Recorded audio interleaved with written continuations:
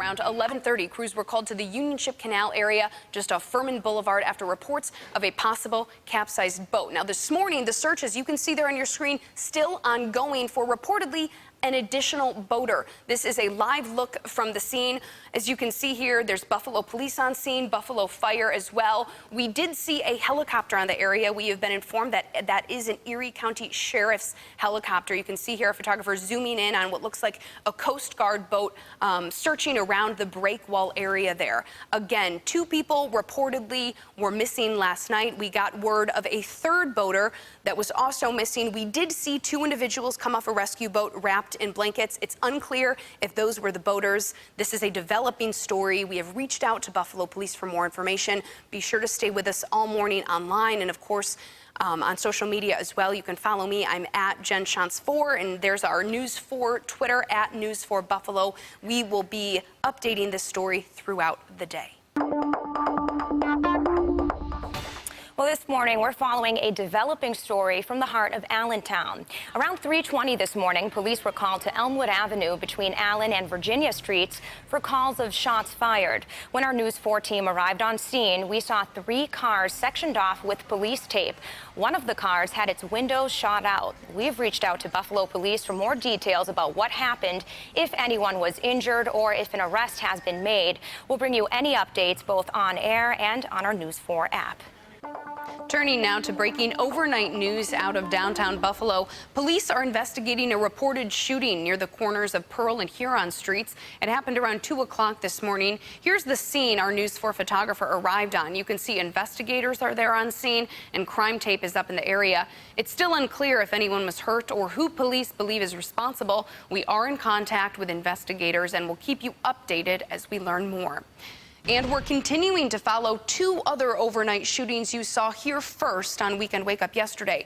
One person is dead, another has been arrested. For more on both ongoing investigations, we'll send it over to News 4's Shannon Smith. A 29-year-old man is dead after a shooting. Kaylee, thank you.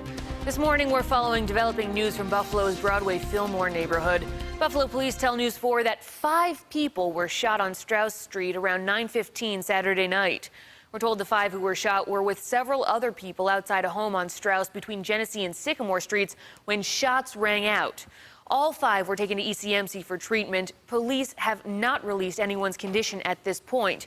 Anyone with any information is asked to call the confidential tip line at the number on your screen there. It's 847-2255. Meantime, Buffalo police are still investigating a series of shootings that happened late Friday night and early Saturday morning. The first happened around 9:45 Friday night in the Lovejoy neighborhood on Stanley Street near Bailey Avenue.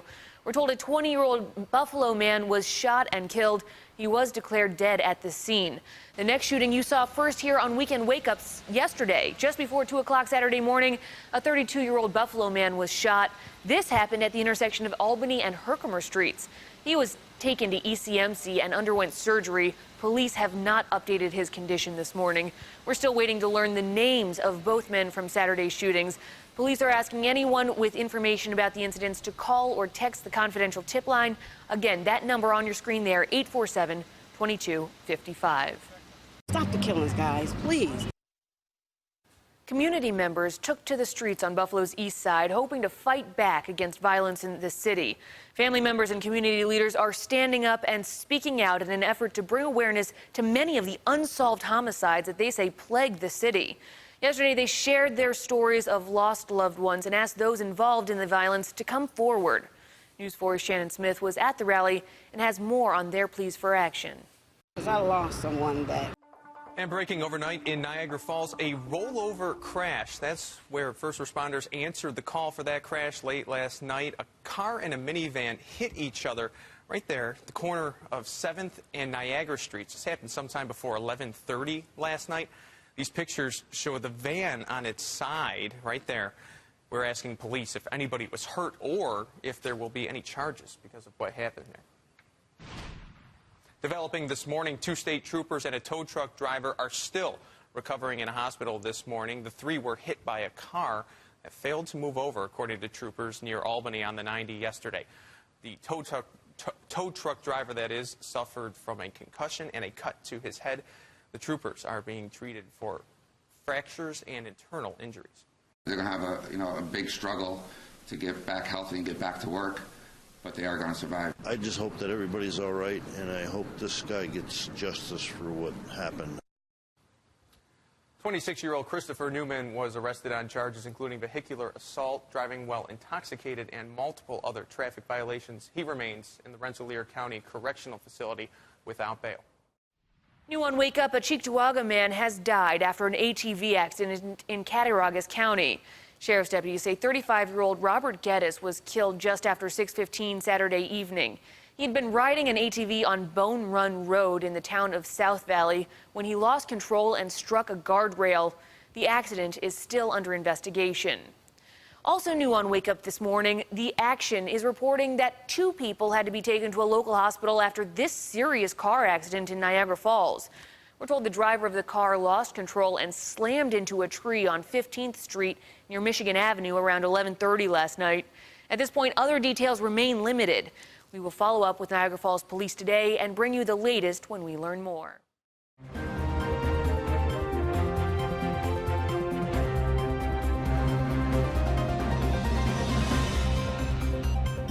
Right now on Weekend Wake Up, a shooting in downtown Buffalo, where police say shots rang out early this morning, and what we know so far about the investigation. Meanwhile, community leaders are calling for help in solving 2 other shootings over the weekend, one of them fatal. Why they say police can't solve these crimes alone.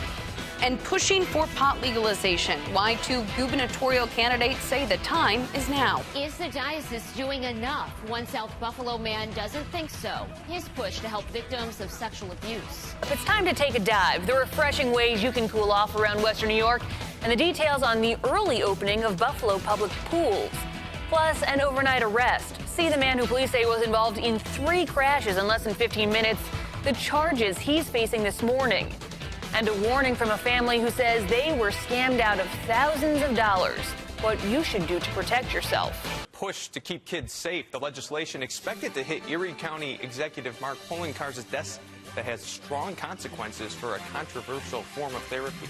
And a potential life-saving test. The local company is teaming up to find a cheaper and more efficient way of detecting aneurysms. The cable concerns the message from Spectrum customers worried about the switch to digital. And then later, lend a hand and grab a hammer. The push from Habitat for Humanity to get women involved in building homes and our community this week. Teetering on a trade war. The president is rolling out his planned tariffs on imported metals. What the move could mean for our standing with major foreign powers. Then celebrating a brunch classic, the festival that honored Bloody Marys, the one crowned the best in Western New York. Good morning. It's still coming up. Results from last night's primary elections. Who's going to be asking for your vote in November, and the one race that's still too close to call. And later, getting some relief from the weekend heat. The date Buffalo City pools are expected to open. The Niagara Falls Library falling apart. Why parts of the library blocked off from patrons, and the reason library staff say part of the collection there may be at risk. Plus, major makeover for NFTA stations. Why the NFTA is accepting bids now for plans to spruce up rail stops.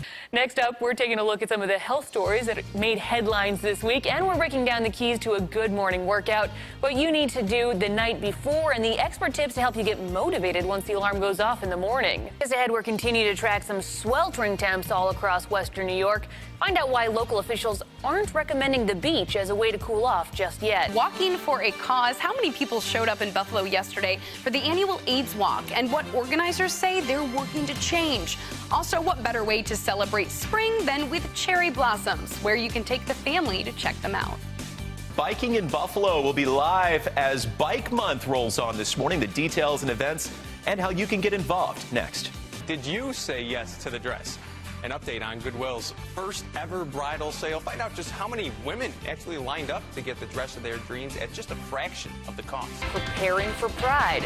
We have details on the Pride Parade from this year's theme, the traffic delays you'll encounter when the celebration steps off. All that and more coming up on Weekend Wake Up.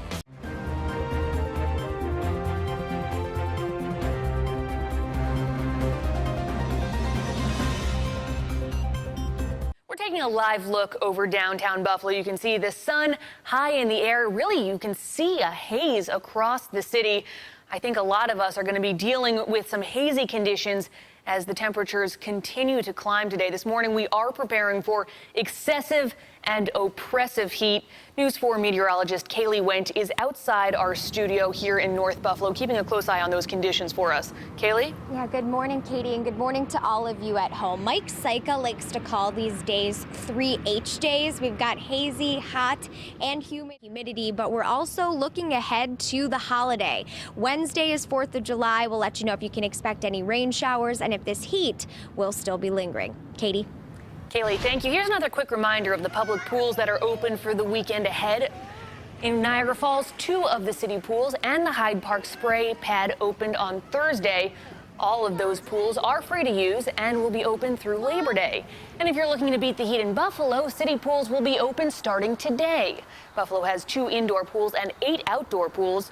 We have those hours and locations listed on our website, WIVB.com. As the temperatures soar, many people may be headed to the local beaches, but at Woodlawn Beach, people were being told to stay out of the water. On Friday, the county health department said there were unhealthy levels of bacteria in the water at Woodlawn Beach. At this point, officials say it's a day-to-day call on whether swimming will be allowed or not. We're told they'll know by a little later this morning whether the water is off limits for today. You can always call before you head to the beach. Other big concerns, of course, are the sun and the heat. We spoke to a doctor who says the high temperatures could put you at risk for a heat stroke. You can start sweating profusely, but then it can get to the point where your body just cannot regulate its heat. It cannot cool down, and at times you can actually stop sweating. If you have that, that's certainly a sign you need to contact a healthcare professional. Dr. Chow said you should drink plenty of water even if you're not feeling thirsty. That's a really important way to avoid heat-related illness. As we continue to ride this heat wave, you can carry the weekend forecast in your pocket with the Forewarn Weather app. You can see the 7-day outlook in a couple of taps. Download it for your Apple or Android device now. 6:06 right now from Virginia to Maine. Nearly 1 million people remain without power this morning, 2 days after a massive nor'easter caused major damage in several states. The storm is being blamed for 9 deaths. Damaging winds as well as large waves wreaked havoc in areas up and down the East Coast. It was pretty intense. Never seen anything like it. Cars are done for. All our stuff's messed up, but this is all that matters. Damage there, just incredible. Officials say some of the hardest hit areas might not have electricity until about Wednesday. So some problems there. And here at home, we're dealing with the aftermath of our own storm. Many Western New Yorkers have been without power since Friday. NYSEG and National Grid still have to restore power to more than 1,600 homes and businesses in 8 counties. Most of those are in Cattaraugus and Allegheny counties. And while the snow is certainly damaging, it caused a lot of headaches, we know. Well, it was a gorgeous sight if you had a snow day or maybe if you were able to sit inside and watch. Gorgeous but frustrating, as somebody put to me in Salamanca on Friday. We received hundreds of photos from you showing off what the snow looked like in your neck of the woods.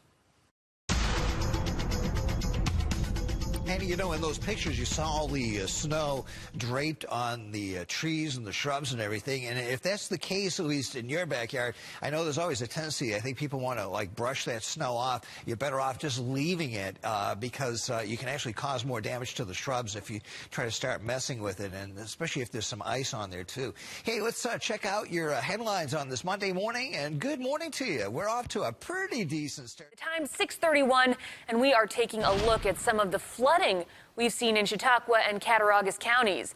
These photos were sent to us by Cassie. They show flooding on Route 62 near Poland Center. These photos, sent to us by Cliff, show some of the flooding off Route 394 west of Kennedy. A lot of us in Western New York, though, missed most of that rain. So will the weather be holding out for the rest of our weekend plans? Let's check in with meteorologist Kaylee Went. Yeah, for today, most people going to stay dry. Looking ahead, this weekend is set to be a scorcher, and we know pools in the city of Buffalo will open soon.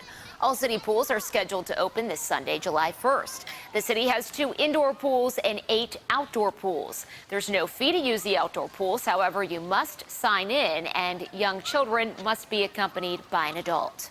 We have more information about where the pools are located, pool rules, and the hours on our News 4 app and on our website, WIVB.com.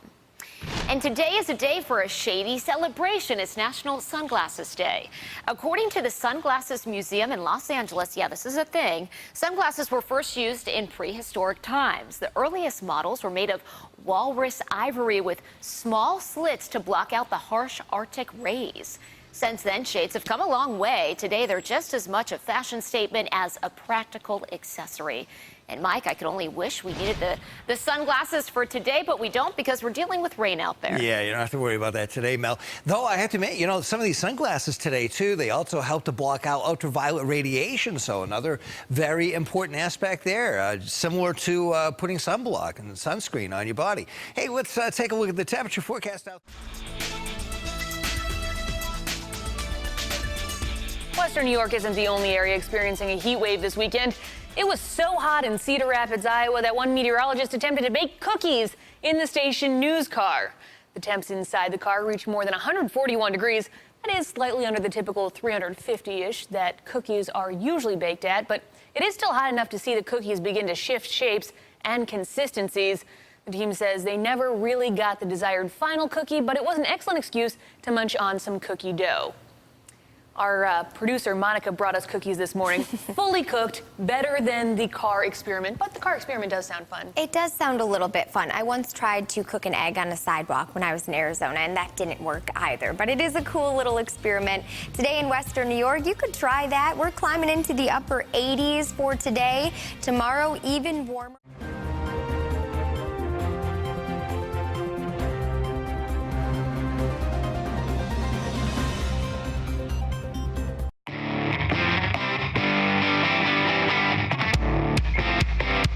New at noon, we've tallied your nominations, and we can now reveal your top choices for Buffalo's best food truck. Take a look at your screen right now. The top four: Bab's Barbecue, Dirty Bird Chicken and Waffles, Lloyd Taco Truck, and the Niagara Cafe food truck. Some stiff competition there. You can cast your vote right now on our website, WIVB.com, or on the News 4 app.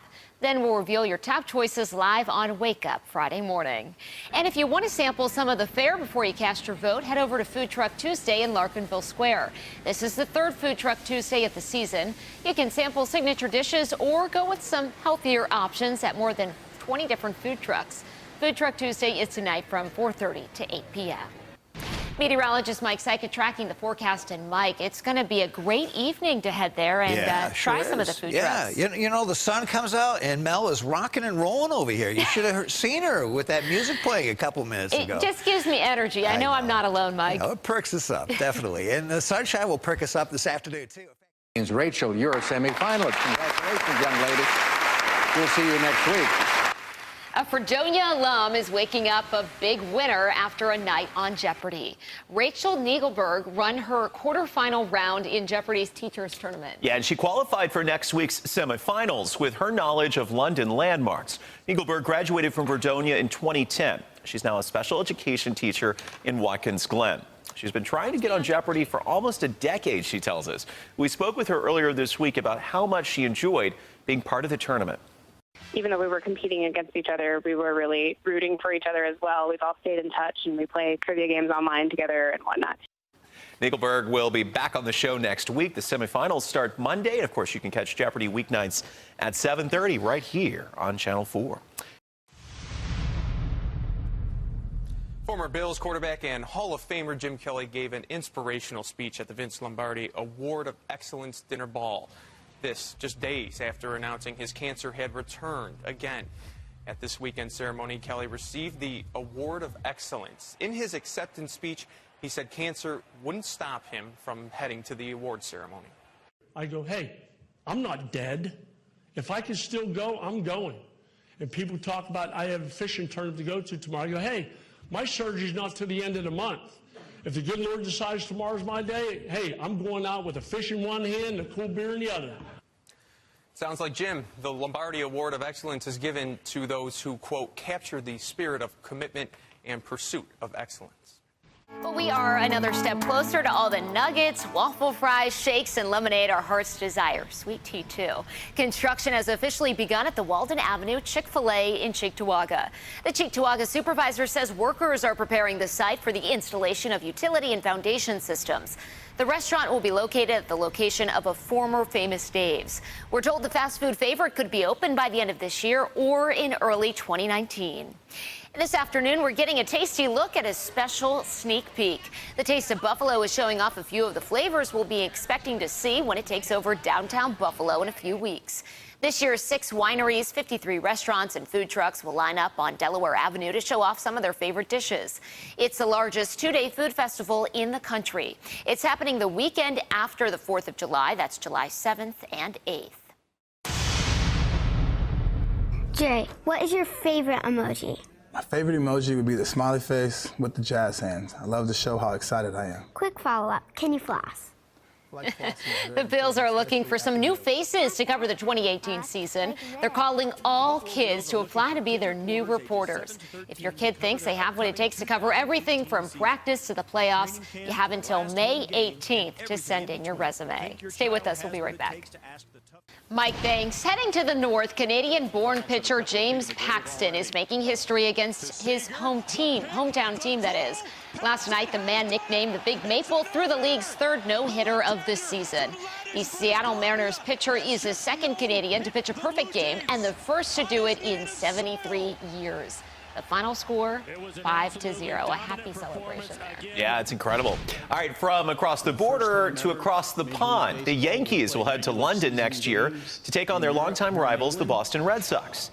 Major League Baseball scheduling 2 regular season games inside the city's old Olympic Stadium, which can hold 55,000 spectators. Organizers hope it'll be packed to the brim. These games really matter, so fans should expect the action on the field in London to be intense. The best team win, and may in future years there be many more games in London. Thank you. Again, this is 2019. Major League Baseball hopes it can score big in London, just like the NFL, which brought football overseas more than 10 years ago and is now selling out stadiums. The Bronx Bombers and the team from Beantown face off June 29th and 30th again 2019. Yeah, one of the hottest rivalries in baseball, so I think it's going to be awesome to take it overseas. Yeah.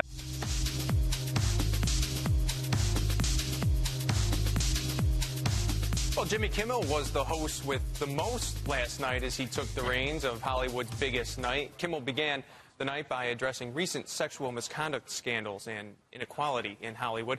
But Kimmel was not the only one to take on that topic. Sam Rockwell wore a Me Too button during his acceptance speech for Best Supporting Actor in 3 billboards outside Ebbing, Missouri. Best Actress winner Frances McDormand also used her speech to honor the women of Hollywood. If I may be so honored to have all the female nominees in every category stand with me in this room tonight. The actors, Meryl, if you do it, everybody else will, come on. The filmmakers, the producers, the directors, the writers, the cinematographer, the composers, the songwriters, the designers. Come on. Some of the biggest applause of the night right there. Other top winners, The Shape of Water won Best Picture, and Gary Oldman won Best Actor for his role in Darkest Hour. Loved him in that. Yeah, a lot. That's a big call for everyone to stand up there. Clearly made a big statement. Cat lovers in Seattle had a perfect end to their work week. On Friday, City Hall became Kitty Hall during the city's 5th annual adoption drive. The Seattle Animal Shelter set up tents so people could meet, play, and cuddle the cats, maybe even take one home.